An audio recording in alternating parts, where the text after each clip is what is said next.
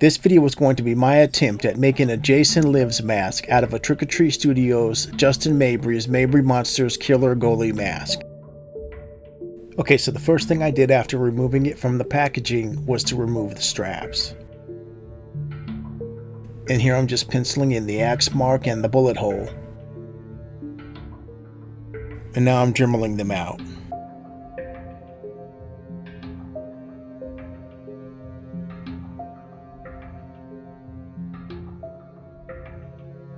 After cleaning up the axe mark and the bullet hole with some sandpaper, I then went in and roughed the mask up a little bit to prepare it for paint.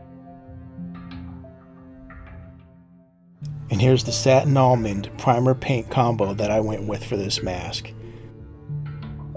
And here I'm just using a heat gun to flatten and reshape the mask so that it's more screen accurate. This should have been done first, but Amazon was late delivering my heat gun.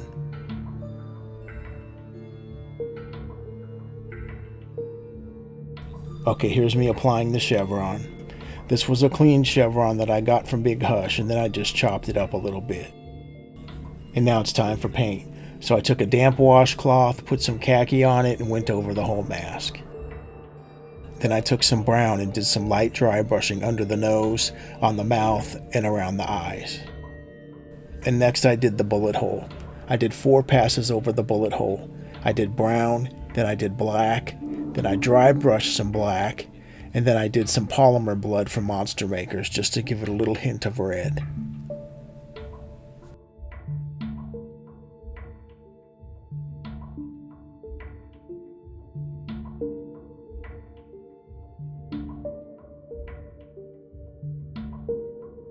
I also put a little polymer blood on the axe wound and on the front of the mouth.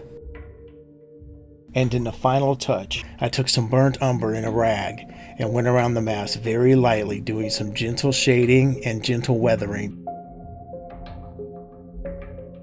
Then I added a few coats of Rust-Oleum Satin Clear, and then it was time to make the straps. Now, I had no idea what I was doing when I made these straps. I just looked at some photos on the internet and kind of winged it. Now, I think that he was using smaller straps in the movie. I used an inch wide because I had some brown leather left over from a previous project. But I'm pretty sure that in the movie he was using, I think, 3/4 of an inch or maybe even half an inch. They still came out pretty decent in my opinion.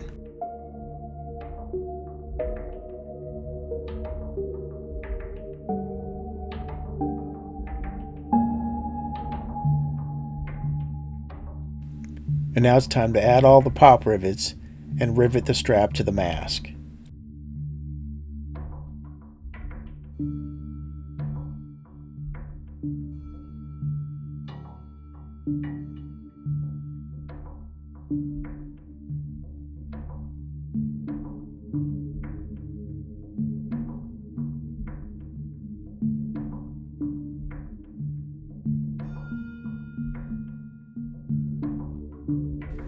Okay, so that's it. He's all finished up.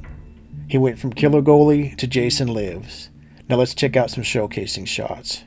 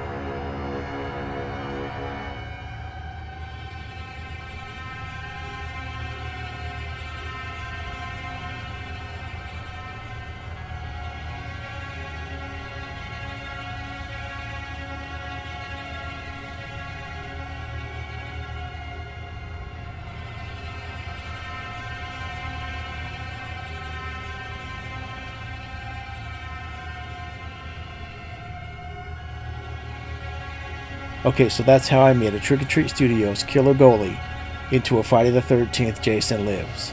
I hope you enjoyed this video, and thank you for watching.